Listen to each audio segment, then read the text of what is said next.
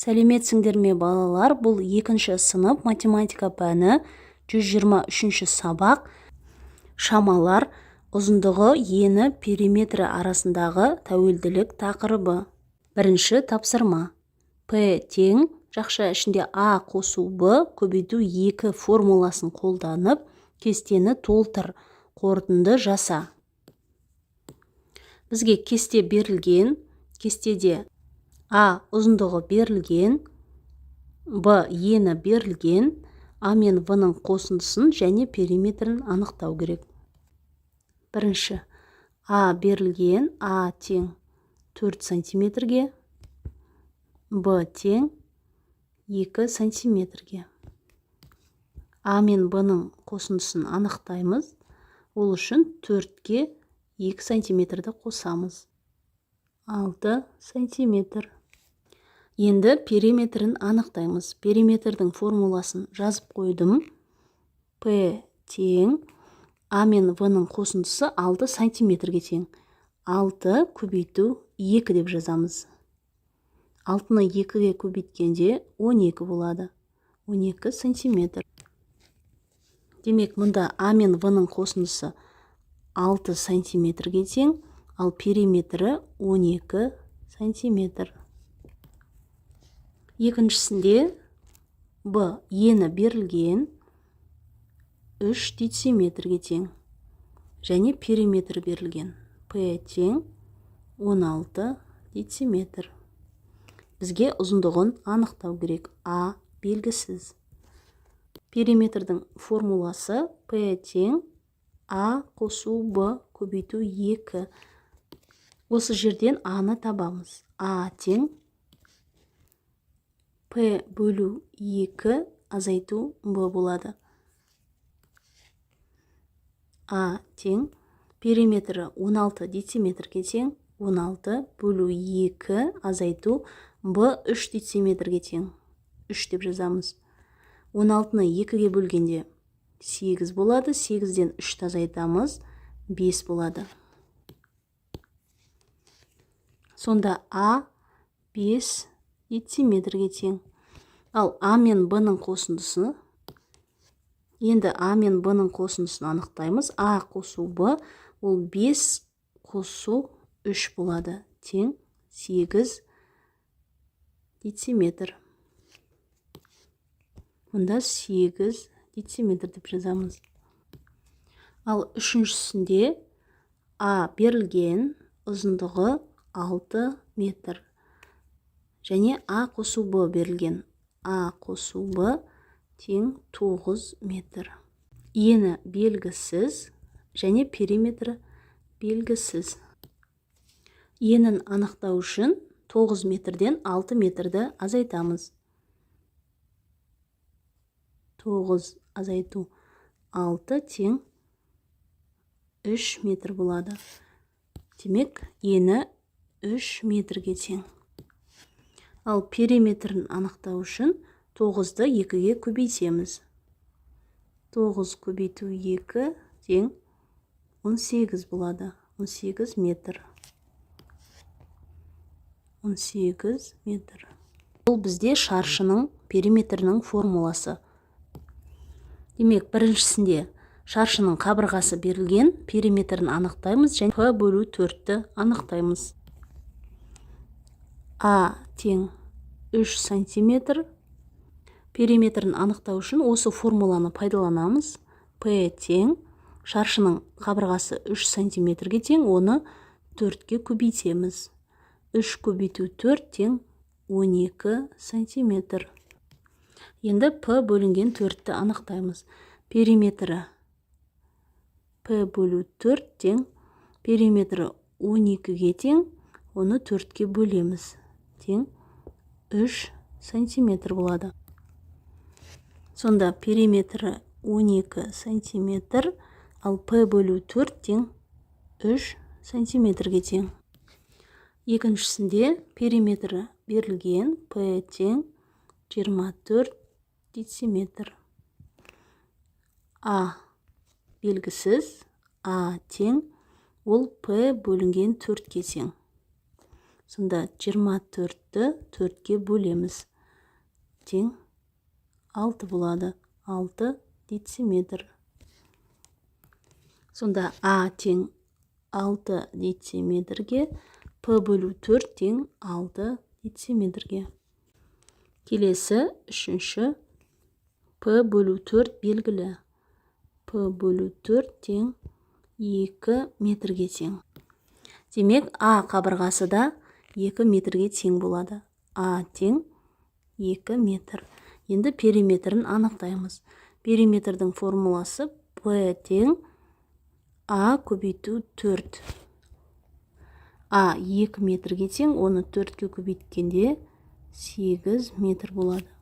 Сонда А тең 2 метрге, периметрі 8 метрге тең. Үшінші тапсырма. Фигуралардың қабырғаларын өлше. Үш бұрыштардың периметрін тап. Екі фигурадан құрастырылған 4 бұрыштардың периметрін тап. Ең алдымен үш бұрыштардың қабырғаларын өлшейміз. Үш бұрыштардың барлық қабырғасы 2 сантиметрге тең. Мына үш бұрышта дәл сондай 2 сантиметр, 2 және 2 сантиметр. Бірінші сызбада үш бұрыштың периметрін анықтау үшін барлық қабырғаларын қосамыз. Сонда 2 сантиметр, қосу 2 сантиметр, қосу 2 сантиметр болады. Барлығын қосқанда 6 сантиметр. Енді осы 4 бұрыштың периметрін анықтаймыз. Оның барлық қабырғалары 2 сантиметрге тең. Барлығын қосамыз. 2 сантиметр, қосу 2 сантиметр, қосу 2 сантиметр, қосу 2 сантиметр. Барлығын қосқанда 8 сантиметр болады. Барлық үш бұрыштардың қабырғалары 2 сантиметр болғандықтан периметрі 6 сантиметрге тең. Енді екінші 4 бұрыштың периметрін анықтаймыз. Оны анықтау үшін қабырғаларын өлшеп аламыз. Мына қабырғасы 2 сантиметрге тең. Мына қабырғасы 3 сантиметрге. Сонда мына қабырғасы да 3 сантиметр болады. Мына 2-ні қосып, оны 5 сантиметр деп жазамыз. 5 сантиметр. Сонда осы 4 бұрыштың периметрін Оны анықтау үшін барлық қабырғасын қосамыз. Бірінші 2 сантиметр, қосу 3 сантиметр, 3 сантиметр, қосу мына қабырғасы 2 сантиметр, қосу мына қабырғасы 5 сантиметр. 5 сантиметр. Барлығын қосқанда 12 сантиметр болады. Төртінші тапсырма. Қабырғаларының ұзындығы суреттегі фигураның қабырғалары ұзындықтарынан 2 сантиметр артық болатын фигураны сал. Бізге берілген фигураның ұзындығы 4 сантиметрге тең. 4 сантиметр. Одан 2 сантиметр артық болу үшін 2 сантиметрді қосамыз. Сонда ұзындығы 6 сантиметр болу керек. Ал ені 1 сантиметр. Оған 2 сантиметрді қосамыз. Сонда 3 сантиметр болады. Демек, фигураны сыздық. Оның ұзындығы 6 сантиметр болады. Ені 3 сантиметр. Бесінші тапсырма. Есепті шығар. Анам мен әпкем ұзындығы 4 метр, ал ені одан 2 есе қысқа кілем тоқыды. Осы кілемнің периметрін тап. Ең алдымен кілемнің енін анықтаймыз. Оны анықтау үшін Б тең Аны 2 есе кемітеміз. 4 бөлу 2 тең 2 метр болады. Енді периметрін анықтаймыз. Периметрдің формуласы А қосу Б көбейту 2. Сонда А тең 4 метр, қосу b тең 2 метр. Көбейту 2.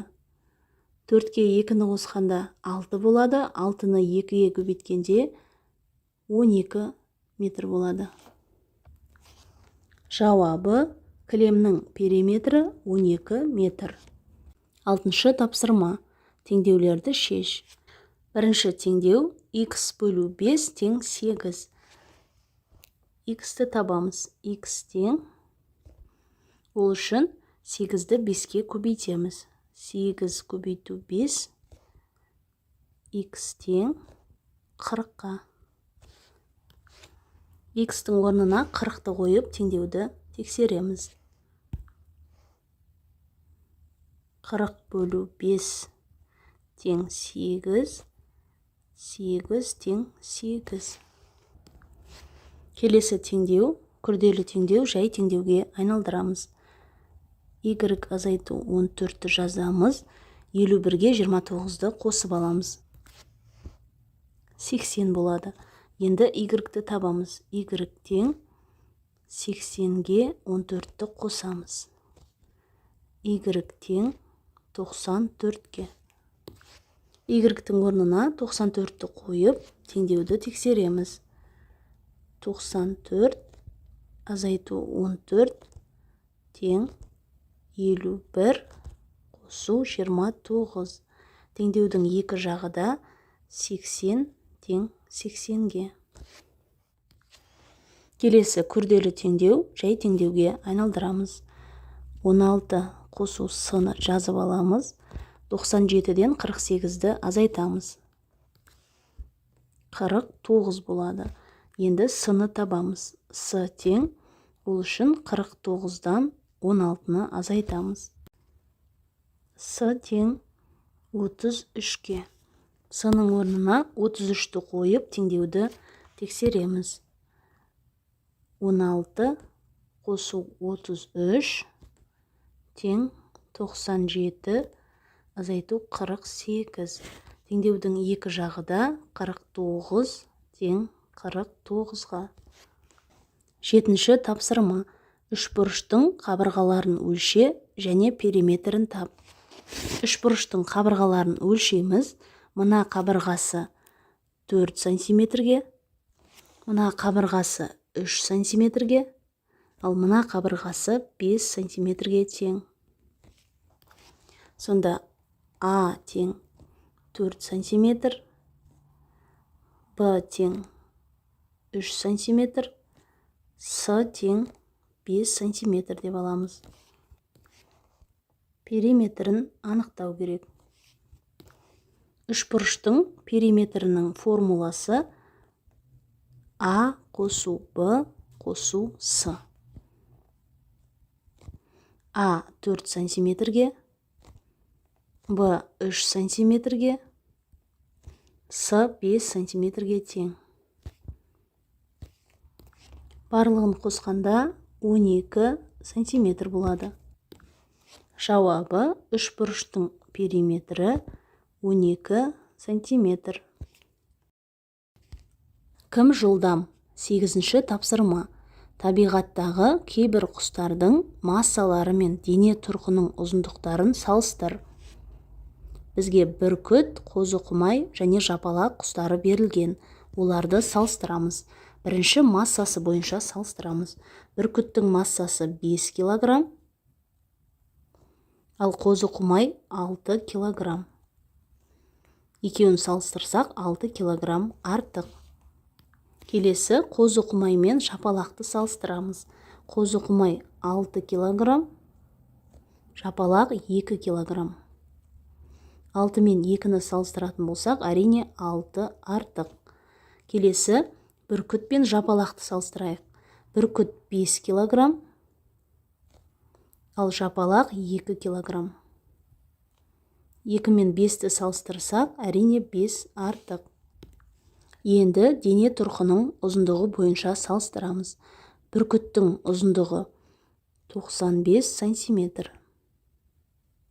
Ал қозықұмайдікі 100 сантиметр. 95 пен 100-ді салыстыратын болсақ, әрине 100 сантиметр артық. Келесі қозықұмай мен жапалақты салыстырайық. Қозықұмай 100 см, жапалақ 70 см. 100 бен 70-ті салыстыратын болсақ, 100 см артық. Келесі бүркіт пен жапалақты салыстырамыз. Бүркіт 95 см, ал жапалақ 70 см. 95 пен 70-ті салыстыратын болсақ, 95 артық. Сонда балалар, ең салмағы көп және дене тұрқының ұзындығы бойынша ең ұзыны ол қарақұмай екен. Ал массасы жағынан және дене тұрқының ұзындығы жағынан ең кішісі ол жапалақ екен. 9-шы тапсырма. Бірінші торда 4 көжек, ал екінші торда 7 тотықұс отыр. Қай тордағы жануарлардың аяқтары артық? Қанша артық? Есептің шарты: бірінші торда 4 көжек, бір көжекте 4 аяқ болады. Екінші торда 7 тотықұс, бір тотықұстың 2 аяғы болады. Енді қай тордағы жануарлардың аяқтары артық? Соны анықтау керек. Ең алдымен көжектердің аяғын анықтаймыз. Ол үшін 4 көжекті 4 аяққа көбейтеміз. 16 болады. Бұл көжектердің аяғының саны. Енді тотықұсты анықтаймыз. Ол үшін 7-ні көбейтеміз 2 аяққа. 7 көбейту 2 тең 14 болады. Бұл тотықұстың аяқтарының саны. Енді қанша артық екенін анықтау үшін үлкенінен кішісін азайтамыз. 16 азайту 14 тең 2 болады. Жауабы: бірінші тордағы жануарлардың аяқтары екеуі артық. Балалар, осымен бүгінгі сабақ аяқталды. Сабақ түсінікті болса, міндетті түрде осы видеоға лайк басып, каналға тіркеліп алуды ұмытпаңдар. Келесі сабақтарда кездескенше.